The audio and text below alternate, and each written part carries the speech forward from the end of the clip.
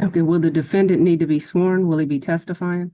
Yes, Your Honor, and I do have another witness that's here present with me. If you want to, I don't know if you want to swear them both at the same time or. Oh, okay, is that going to be your first witness? No, my client will be the first witness, Your Honor. Okay, I so just will she didn't know if be you able to wanted to go to a swear. different room or go somewhere else? Yes, ma'am. I can have her go out into the waiting room. Okay, we're on record in cause number CR 2328766, State of Texas versus James David Head. Please state your appearance for the record. Jessica McDonald, attorney for Mr. Head. Shane Hazelton for the state.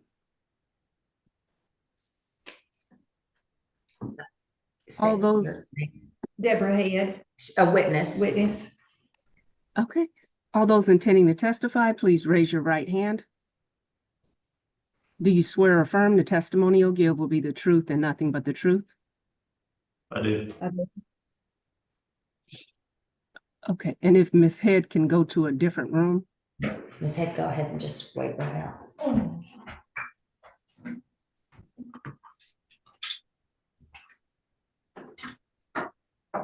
And Judge, I will have one witness who was going to be logging on here in a few minutes, but she'll be on, I believe, about a couple more minutes. Okay. All right. Ms. McDonald? Yes, Your Honor.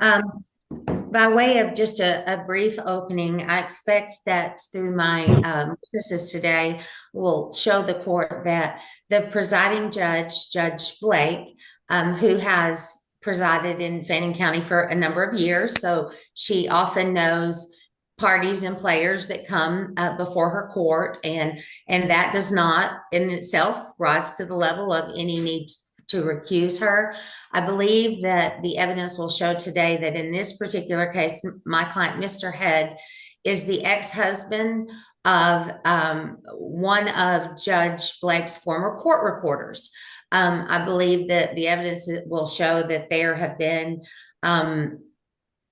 outside of the courtroom, outside of the just her interaction with him in the courtroom, that there were things like Judge Blake visiting when Mr. Head's ex-wife had a baby and things of that nature. I further expect that the testimony will show that the divorce between Mr. Head and his now ex-wife was quite contentious and ugly.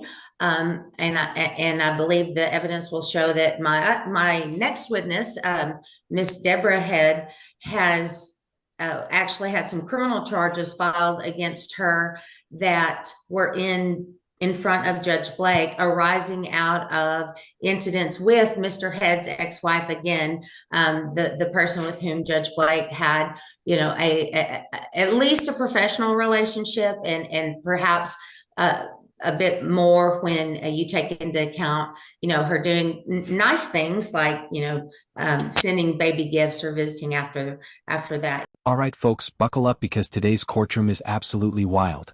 We've got a sovereign citizen who's trying to kick a sitting judge off his case, claiming bias, right after his 4th DUI arrest. And yes, he's got a lawyer, but honestly that might not matter because both he and his mom have already done enough damage to make this case a total circus. From family drama spilling into the courtroom, to personal vendettas and alleged bias, we're about to dive deep into a story where the law meets chaos. Stick around because by the end, you're going to see why even judges sometimes just shake their heads. Your Honor, we're going to ask that under 18 B, Rule of Civil Procedure 18B, that you recuse Judge Blake because she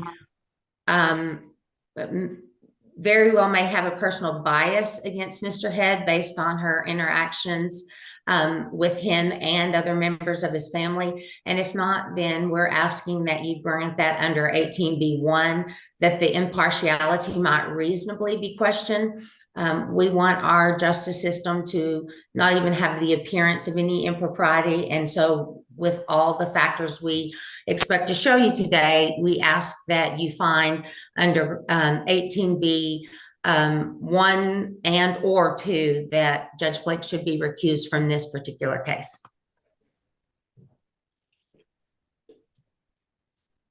I'm sorry, I couldn't hear that, Judge. You can call your first witness. Thank you. I will call James Head. Mr. Head, please state your name for the court. James David Head, How old are you, Mr. Head? 46. And how long have you lived in Fannin County? For 30 years.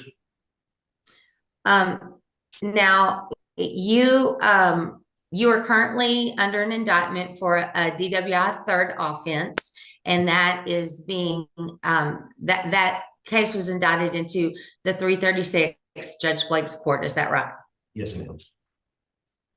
Now, Mr. Head, did you know Judge Blake at all prior to coming into her courtroom the first time for this case? Yes. And when is the first time that you met Judge Blake? I met Judge Blake going nearly 14 years, November, when my last child was born. And who's your last child, and who was the mother of that child? Shannon. I'm sorry? Shannon, which her maiden name was Sutter. Okay, Shannon Sudworth. And so Shannon, if we say Shannon, use that first name, that is your ex-wife, is that right? Correct. How long were you and Shannon married? We were married 11 years. And what does Shannon do for a living? She's a stenographer, court reporter. And did she ever work for Judge Blake? Yes, she freelanced with Blake in the past. Okay, so in other words, Judge Blake has a court reporter that's assigned and in her court most days. Is that right? Correct. Shannon did not work as that type of court reporter that was in Judge Blake's court every day. Is that right? That's what I understand. Yes. Okay, but you said you met Judge Blake when your last child was born 14 years ago. Can you describe where were you when you met her? We were in the Greenville Hospital. It was probably a day or two after. Like I say, this is, by memory, 14 years ago. But I do remember her, Miss Blake, coming in and having, a little thing of flowers and a gift for us. Now let's unpack what's happening here. Mr. Head's attorney is arguing that Judge Blake should be recused, not because of any overt misconduct, but because she allegedly has personal connections with his ex-wife, who once worked for her as a court reporter. There's even the claim that she visited him and his family after his child was born. On paper, it's an eyebrow-raising scenario, but legally speaking, mere personal kindness or prior interactions rarely constitute bias. This is exactly where viewers need to pay attention: the difference between perceived favoritism and actual legal impropriety. It's a classic test of how subjective bias claims can be in court. Okay, and you had not met Judge Blake prior to that, correct? No, ma'am. Did you, so were you aware at that point that your then wife had worked for Judge Blake? Yes. Okay, and so did you, were you actually still in the hospital with the baby? Yes. Okay, where was your daughter born? In the hospital in Greenville. I don't know the name of the hospital. But it's in And Greenville. so Judge Blake traveled to Greenville and visited there. Is that right? Correct. What year did you and Shannon divorce? In 2017. And can you describe, was that an amicable divorce? Was it contentious? Can you describe that? At first it was both sides, and then it started getting real contentious at the end. Now, your divorce was not in front of Judge Blake, is that correct? Correct. No, it wasn't.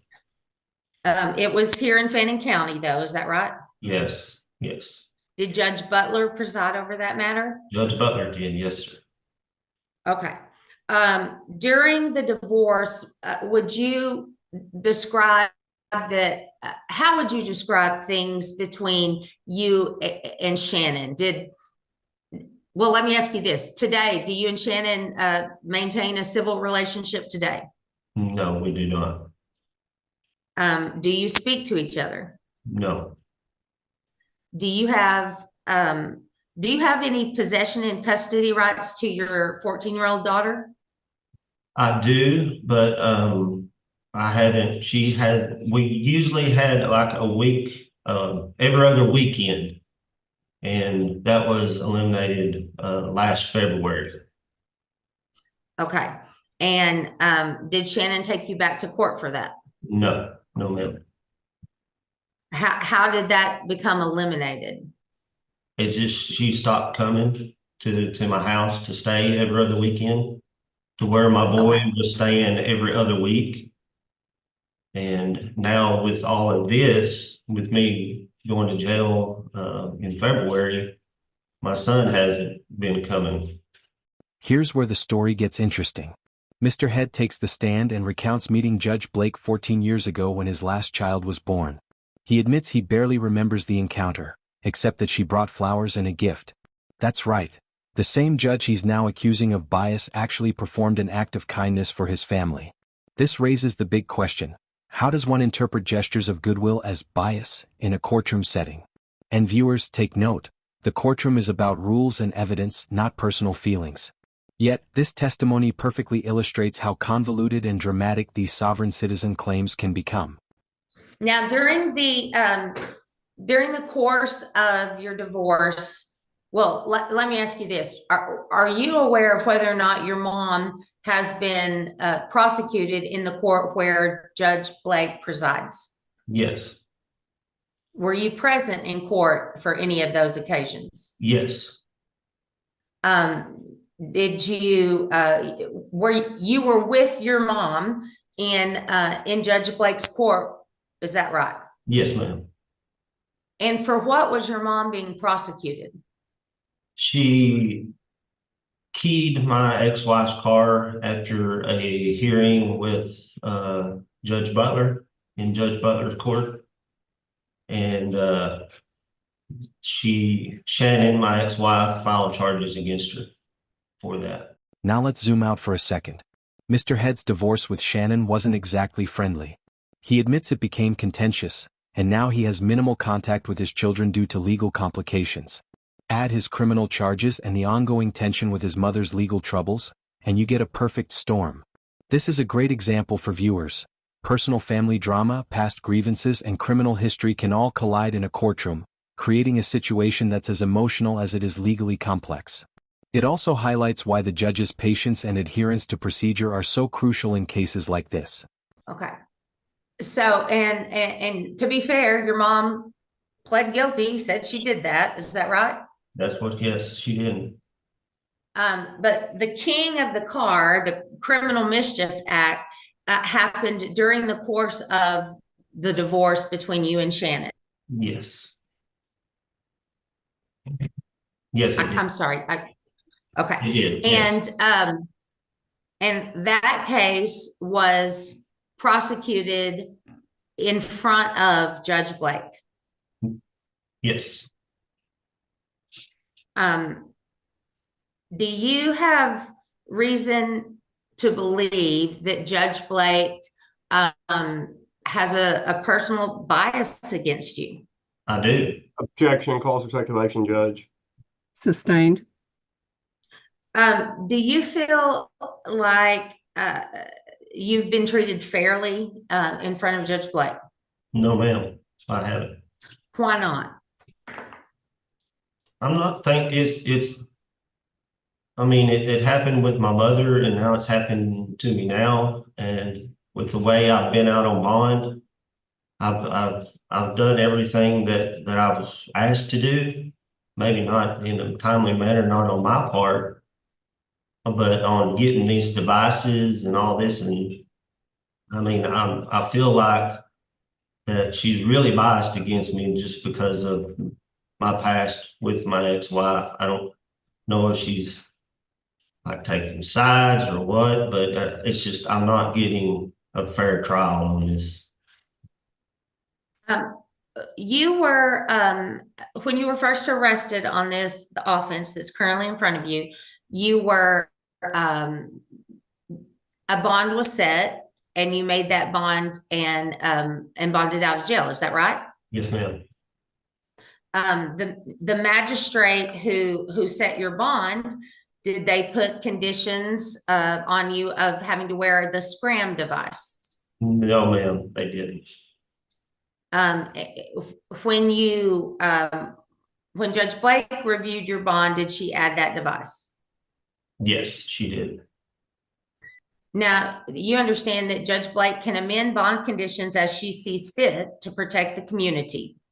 Do you Correct. understand that? Yes, Okay, so that in and of itself is not anything to show that she treated you unfairly. Would you agree with that?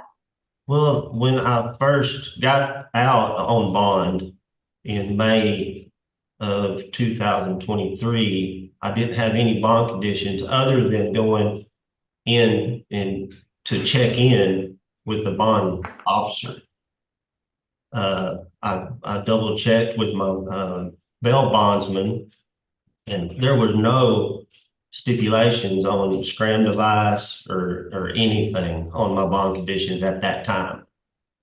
So that's when a warrant was issued for this past February. And that's when I was arrested on a traffic violation.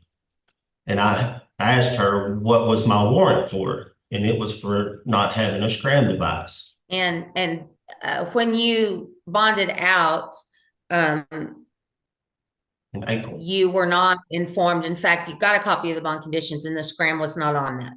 Is that right? Correct. And here comes the cherry on top, Mr. Head's mother. She's already made appearances in Judge Blake's courtroom, keying cars and creating chaos. This is where you start seeing a pattern, folks. When family members of a defendant have a history of antisocial behavior, it can complicate the perception of fairness, even if the judge is doing nothing wrong. It's also a subtle reminder that in the legal system, actions have consequences, and your personal vendettas or drama can follow you for years. For viewers, this is a classic lesson. Courtroom credibility is fragile, and family antics rarely help your case. Yes. In addition to that, Judge Blake also set some other bond conditions, including that you go to NAAA classes 3 times a week. Is that right? Yes. And that you attend and participate in the freedom of choice drug and alcohol program. Is that right? Yes. And you understand that she's mandated by law to order that you have an interlock device on your vehicle. And she did that. Is that right? Yes. Now, did you, through me, ask this. Did you at one time inform Judge Blake that you wanted to represent yourself? Yes, ma'am. Do you still at this time wish she would have allowed you to represent yourself? Yes. Did you feel like Judge Blake allowed you to represent yourself? No, ma'am. Tell the court why you feel that way. Because she just, the way I feel it is that she thinks that I can't take care of my own affairs. I'm an infant in her court. And now I was appointed first as standby counsel. Do you understand that? Yes. Where you could still represent yourself, but she had me basically there's support for you. Is that right? Correct. Did you want that? No, ma'am. Okay. Do you now when I was appointed, I filed a motion at your request for the judge asking her to modify some of your bond conditions. Is that right? Correct. Yes. Can you tell Judge Cooks what you do for a living? Notice how Judge Blake calmly navigates this whole situation. Even when faced with a convoluted recusal motion, she follows procedure meticulously, asking about witnesses, their roles, and ensuring proper swearing in. It's a masterclass in judicial patience. This is exactly why judges often appear unflappable. The law requires them to remain impartial regardless of the personal drama presented in front of them. For viewers, this is a great moment to appreciate the structure of courtroom protocol, even amidst chaos. Judges don't get to react emotionally, they respond to facts, evidence, and procedural correctness. Yes, Judge. I'm a farmer full-time. I work long hours, many days. I can't, I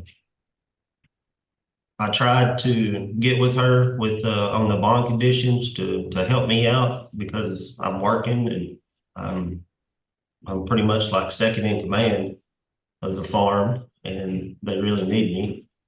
And, I just, I operate heavy equipment, and at a certain time, she was wanting to put deep lung devices on all the equipment that we operate. It was I was fine with putting it on my personal pickup to get back and forth to work, but she's seen other ways. So let me ask you this, Mr. Head. The first motion to modify bond conditions, were you asking her to take into consideration that given the harvest season coming up, you were going to work extra long hours? Is that right? Correct, yes.